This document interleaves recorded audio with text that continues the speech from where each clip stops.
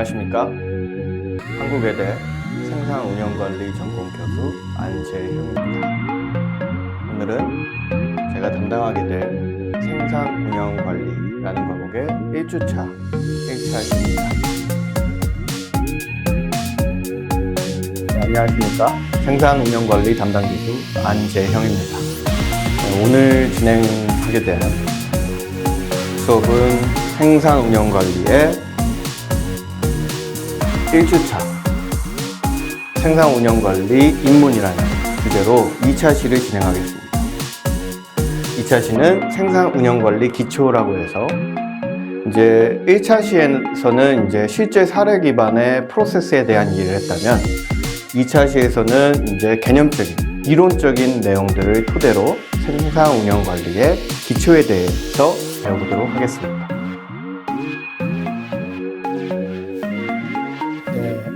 안녕하십니까? 생산운영관리 담당 교수 안재현입니다.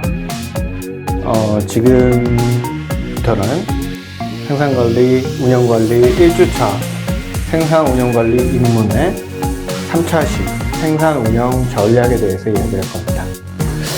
2차 시에서는 이제 아주 단순하지만 좀 개념적인, 아주 단순한 수학적인 개념이었지만 그런 프로덕티비티도 배워봤고, 그리고 생산운영관리의 기본적인 개념, 용어의 정의와 같은 것을 다뤄봤다면 이제부터는 이제 전략이라는 개념을 통해서 좀 더 큰 그림에서의 생산운영관리의 활용 방안에 대해서 이야기를 할 것입니다. 네. 안녕하십니까? 생산운영관리 담당 교수 안재형입니다. 오늘 진행하게 될 생산운영관리 과목은 2주차 의사결정 이론, 영어로는 Decision Analysis 라는 주제입니다. 사실 이 의사결정 이론은 미국에서도 그렇고 대학별로 이 운영관리라는 분야에 속한 개념으로 보는 학교도 있고요. 다른 학교는 운영관리와 의사결정 이론을 다른 세부 분야로 보는 경우도 있습니다. 하지만 이 의사결정 이론이라는 게 워낙에 실생활과 관련이 깊고 또 운영관리 과목의 어떻게 보면 빌딩 블록이라고 볼 수 있기 때문에 저희는 운영관리 과목 내에서 하나의 주제로서 다뤄볼 예정이고요. 지금 1차 시에서는 불확실성과 의사결정이라는 주제로 우리가 의사결정 이론이라는 게 왜 필요한가? 라는 질문으로부터 시작을 합니다. 결국에 의사결정이라는 걸 학문적으로 접근하는 이유는 우리가 의사결정을 조금 더 효율적으로, 체계적으로 접근을 해보겠다 라는 이야기이고, 그것을 의사결정을 체계적으로 공부해야 되는 이유는 바로 이 uncertainty라고 하는 불확실성이 존재하기 때문입니다. 불확실성이 없다면 그냥 기업 현장에서의 전략적 의사결정뿐만 아니라 우리 개개인의 일상생활에서의 의사결정도 이 불확실성이라는 존재가 없다면 우리가 딱히 고민할 이유가 없습니다. 확실한 것을 선택해서 가면 되는 것이죠. 하지만 우리가 처한 상황은 시장 환경을 비롯한 개인이 처한 모든 상황들은 이 불확실성에 노출이 되어 있습니다.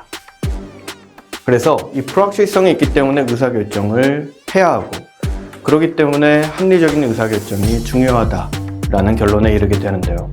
그러면 우리는 왜, 어떻게 의사결정을 해야 되는가에 대한 내용으로 이 수업을 진행을 할 텐데, 여기서 중요한 것은 어떻게 보면 운영관리의 세부 분야로서 다루긴 하지만 의사결정이라는 게 향후 이 학문의 발전, 경영학에서 보다 중요해지고 있습니다.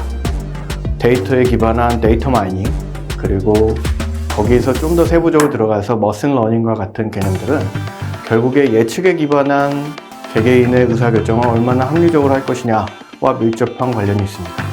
그래서 저는 이 수업에서 2주차 수업 전체를 통틀어서 기본적으로 우리가 의사결정에 접근하는 방법에 대해서 간략하게 소개를 한 뒤에 그러한 의사결정이 현대의 경영 현장에서 어떻게 비춰지고 있으며 어떻게 활용이 될 수 있는지에 초점을 맞춰서 수업을 진행하겠습니다. 네, 안녕하십니까. 생산운영관리 2주차 2차 시 수업을 이어서 진행하겠습니다. 2주차 1차 시에서는 우선 2주차에서는 지금 지속적으로 의사결정 이론이라는 걸 배우고 있습니다. 1차 시에서는 우리가 의사결정을 하는 상황을 두 가지로 나누어서 첫 번째로 decision making without problem, 확률 정보가 없을 때 우리는 어떻게 의사결정을 하는가, 그 의사결정을 하기 위해서 몇몇의 크라이테리아가 필요하다. 다양한 크라이테리아가 있지만 그 중에 5가지 정도를 다뤄봤고요. 각각의 크라이테리아를 어떻게 활용하는지, 그리고 각각의 크라이테리아별로 내 decision making은 어떻게 달라지는지에 대해서 배웠습니다.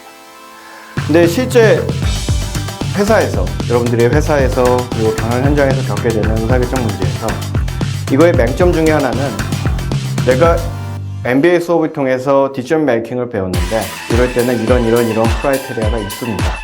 그래서 저한테 완벽한 페이업 테이블이 주어진다면 저는 이렇게 결정을 할 겁니다. 라고 상사에게 보고를 하면 그렇게 좋은 피드백을 얻진 못할 거예요. 그리고 실제로 그러한 크라이테리아들이 실제 경영 현장에서 잘 활용되느냐, 그렇게 보기도 어렵겠습니다. 그러면 어떻게 보면은 지금까지 설명한 내용들이 실제 우리가 의사결정하는 모습과는 조금 거리가 있다라는 느낌이 듭니다.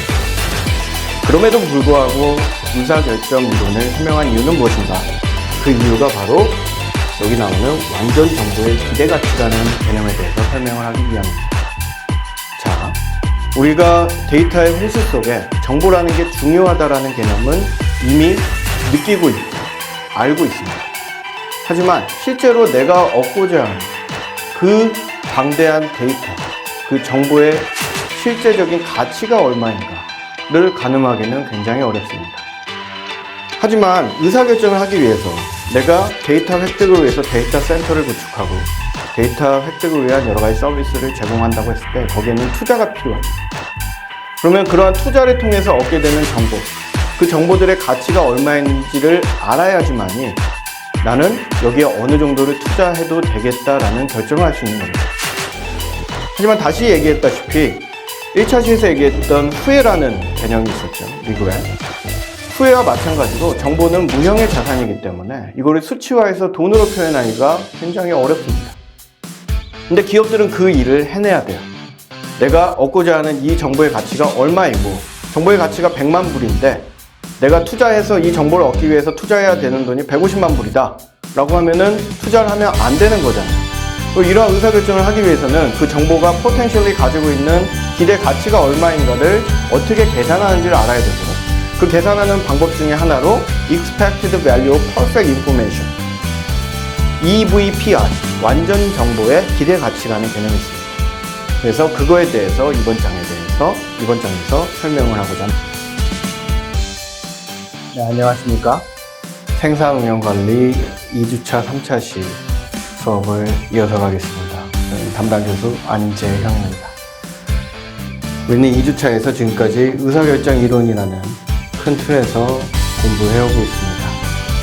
그래서 의사결정을 하기 위해서 어떠한 경량적 방법론이 있는가, 그것을 두 가지 갈래로 확률 정보가 있는 하에 의사결정과 없는 하에 의사결정, 여기서 더 나아가서 정보의 기대 가치라는 것을 배웠고, 2차 시에 말미에 이 정보와 의사결정이라는 거야 떼놓을 수 없는 데이터에 대한 이야기를 하면서 최근의 트렌드인 데이터 마이닝, 머신 러닝과 같은 개념에 대해서 간략히 설명한 바 있습니다.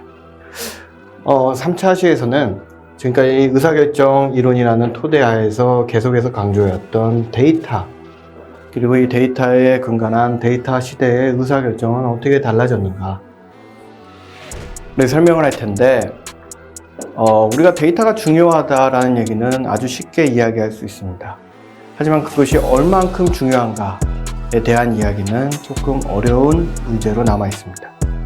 그러면 데이터가 얼마나 중요한지에 대해 학생분들에게 이해를 시키기 위해서 제가 이번 차시에 준비한 내용은 데이터 기반의 다양한 기업 인수합병 사례를 통해서 대기업에 기반한 이러한 규모가 있는 기업들이 데이터에 얼만큼 관심을 가지고 있고 그것을 위해서 얼마나 많은 투자를 하고 있는지에 대한 이야기를 해볼까 합니다.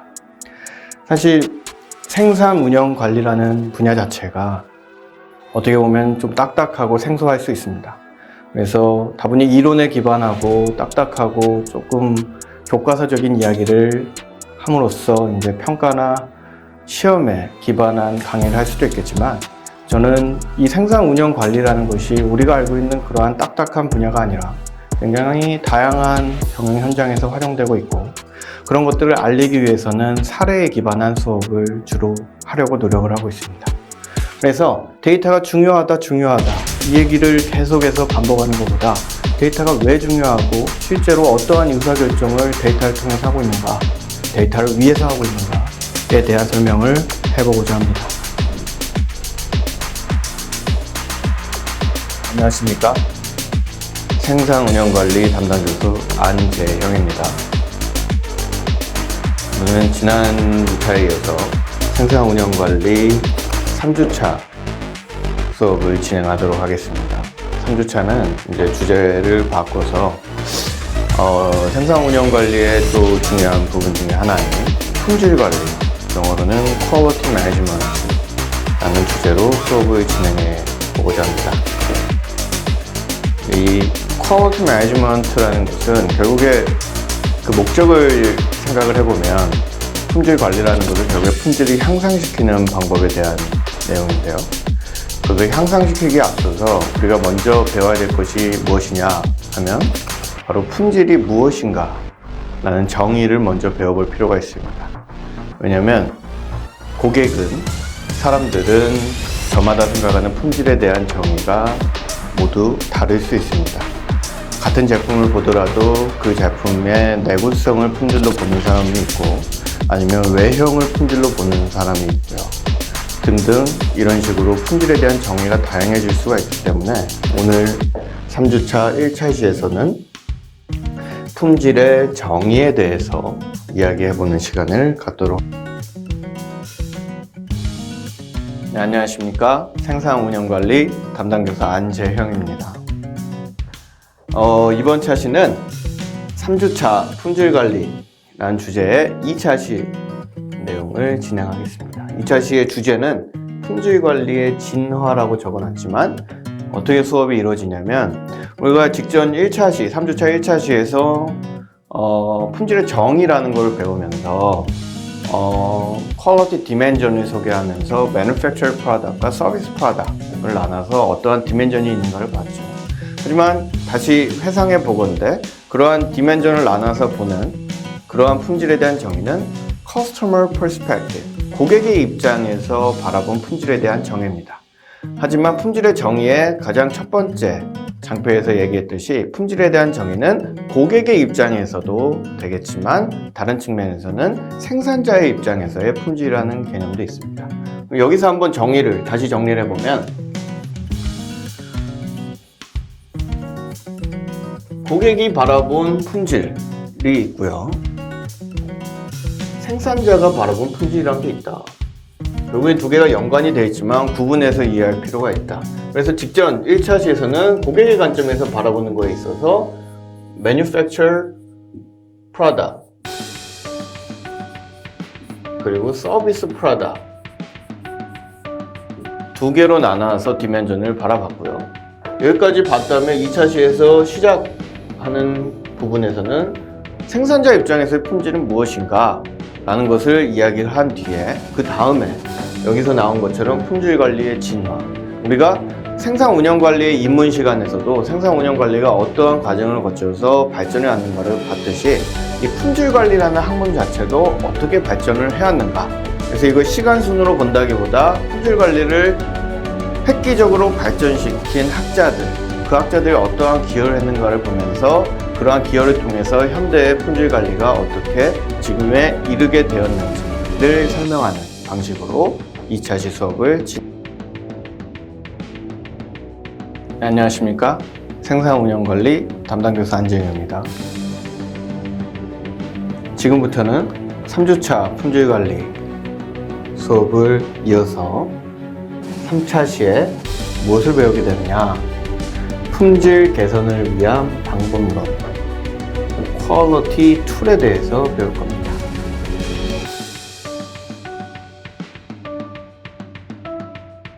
그러면 지난 차시에서 이제 데밍의 14 포인트를 얘기하고 PDCA 사이클에 대해서 얘기하면서 PDCA 사이클이라는 단어에서 우리가 중요하게 생각해야 될 것은 사이클이라는 개념이다. 지속적인 개선이 필요하다라는 얘기까지 해서 2차시를 마무리했다면 이제는 좀 더 구체적으로 품질 관리는 결국 품질 개선을 위한 것인데 품질 개선을 위해서 우리한테 주어져 있는 무기, 도구들은 무엇인지 그 도구들에 대한 내용을 이야기해 볼까 합니다. 안녕하십니까. 생산 운영관리 담당교사 안재현입니다. 오늘 진행하게 될 수업은 지난 3주차에 이어서 4주차 품질관리라는 주제로 3주차에 이어서 수업을 진행할까 합니다. 이 4주차의 1차시에서는 이제 한국말로는 전사적 품질관리 혹은 총체적 품질관리라고 불릴 수 있을 텐데요. 1차시 토탈 퀄리티 매니지먼트라는 개념에 대해서 배워볼까 합니다. 이 토탈 전사적 자원관리, 총체적 자원관리, 전사적 품질관리, 총체적 품질관리라 하면 기업이 물건을 만들어서 고객한테 전달하는 모든 프로세스 상에 연관되어 있는 스테이크홀더, 이해관계자들이죠. 이러한 이해관계자들을 모두 다 고려한 총체적인 개념에서의 품질 관리를 의미합니다. 그 내용에 대해서 좀 자세히. 네, 수강생 여러분 안녕하세요. 생산운영관리 담당교사 안지현입니다. 오늘 수업 시간에는 생산운영관리 4주차 품질관리에 이어서 설명을 드립니다. 2차 시에 해당하는 품질 비용이라는 것입니다. 우리가 1차 시 지난 이제 Evolution of Quality Management라는 거를 배우면서 이 Cost of Quality를 한 번은 언급을 한 적이 있습니다. 기억이 나실지 모르겠지만 Cost of Poor Quality와 Cost of Preventing Poor Quality라는 내용이 있어요. 그게 품질과 관련된 비용이 무엇이 있는가에 대해서 알아볼 텐데 우리가 지금까지 배워온 것처럼 그냥 품질 비용은 이거가 있어 라는 식으로 나열하는 것이 아니라 적절한 분류를 통해서 품질 비용을 구분을 해볼까 합니다. 그렇게 구분한 이유는 이번 차시의 말미에 왜 구분을 해야 되며 구분을 함으로써 관리상의 이득이 어떤 것들이 있는지에 대한 이야기를 해보도록 하겠습니다. 네, 수강생 여러분 안녕하세요. 생산운영관리 담당교사 안재현입니다.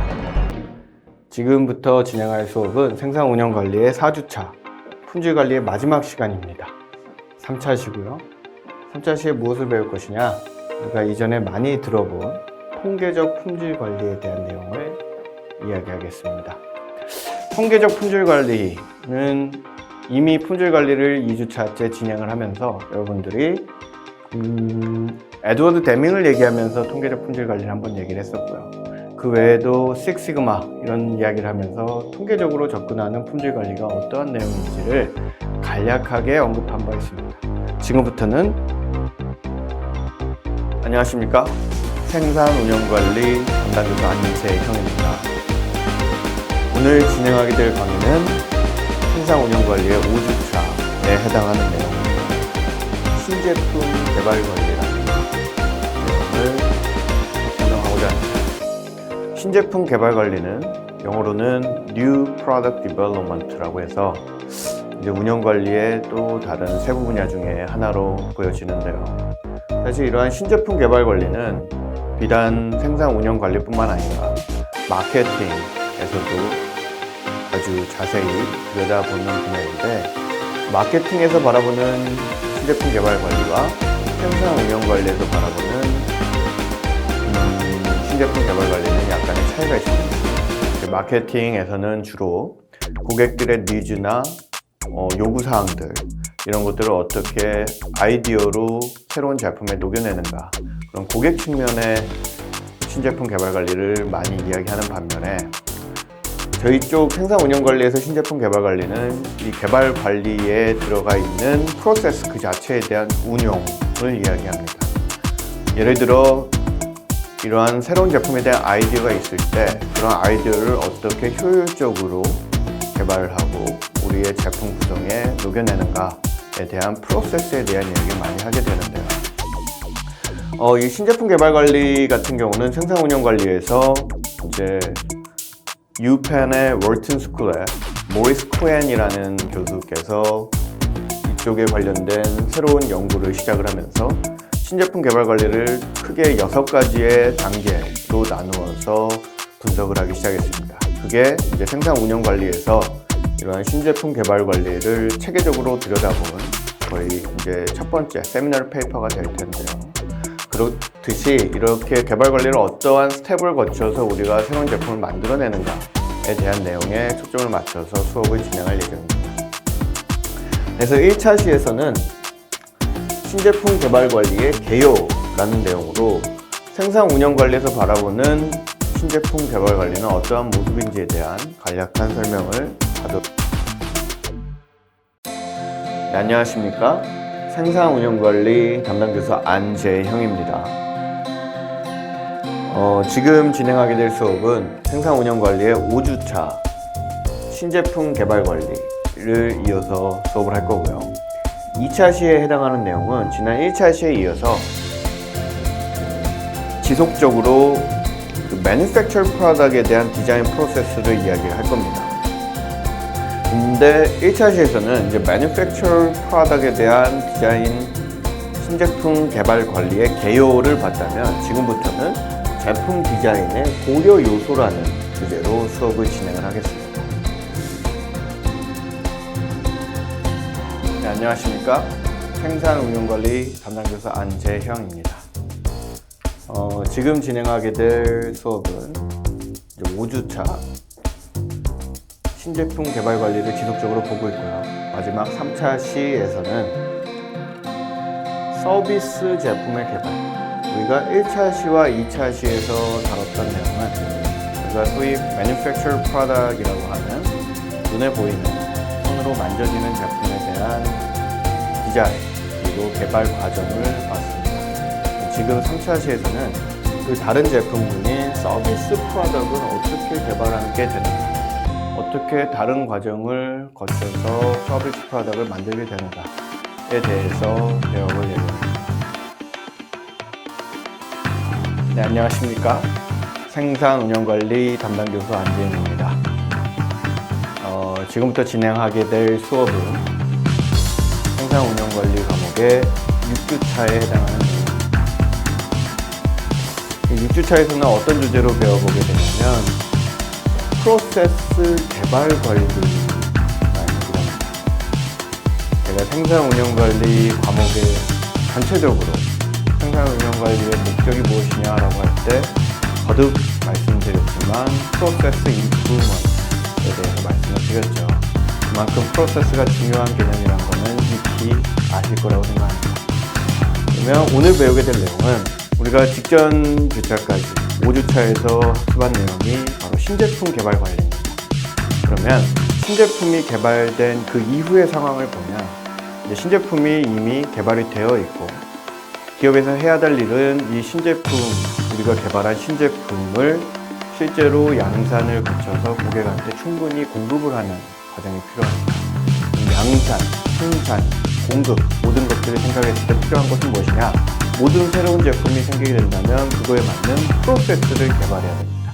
맞죠? 그래서 오늘 2차에 얘기할 내용은 그러한 신제품에 맞춰서 우리는 어떻게 프로세스를 개발할 것이냐, 내가 만든 신제품에 맞는 프로세스의 모습은 어떠한 것인지를 고민해보는 시간입니다. 그래서 첫 번째 사시에는 프로세스 전략이라는 이야기를 해볼까 합니다. 프로세스 전략, 프로세스 스트레이지. 그리고 이제 프로세스 개발 관리에 어떻게 보면은 조금 전사적인 차원의 접근이라고 볼 수가 있고, 여러 가지 개념, 프로세스 플래닝도 있고, 전략도 있고, 애플리케이션 등등의 개념이 있지만 좀 더 큰 차원에서 우리가 기업의 전략에 대해서 논할 때 프로세스에 초점을 맞춘 전략에 대해서 이야기를 할 겁니다. 네, 안녕하십니까. 생산운영관리 담당 교수 안재형입니다. 지난 차시에 이어서 이번 차시에서도 6주차에 해당하는 프로세스 개발 관리를 이야기하게 될 거고요. 이번 차시에서는 프로세스 셀렉션 전략이라는 얘기를 할 겁니다. 셀렉션, 그러니까 선택을 한다는 얘기인데 무엇을 선택하냐면 내 제품에 맞는 프로세스가 무엇인지를 판단해서 그 프로세스를 들여오겠다. 어떻게 내 제품에 맞는 프로세스를 고르느냐, 고르게 되는 과정에 대해서 이야기. 네, 안녕하십니까. 생산운영관리 담당 교수 안재형입니다. 지금 진행하게 될 강의는 여전히 6주차의 프로세스 개발 관리를 이야기하고 있고요. 프로세스 개발 관리 중에서 이번 차시에 중점적으로 배우게 될 내용은 3차시 프로세스 선택에 대해서 이야기를 할 텐데, 우리가 2차시에서도 프로세스 셀렉션 전략이라는 걸 배우고 있습니다. 하지만 2차시에서 배웠던 프로세스 셀렉션이라는 것은 정성적인 방법이에요.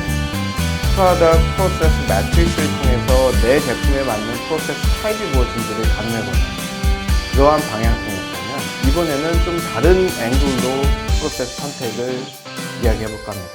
어떤 앵글이냐면 자본 집약도에 따른 프로세스 선택. 자본 집약도는 영어로는 Capital Intensity.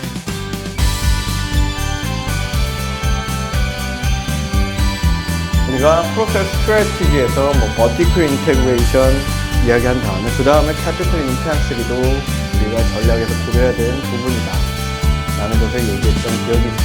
그때 얘기했던 Capital Intensity, 결국에는 프로세스를 선택하는 것은 그냥 1차원적으로 어떠한 룰을 따라간다고 해서 선택이 되는 것이 아니라 다양한 앵글이 그리고 퍼스펙티브가 있을 수 있겠죠.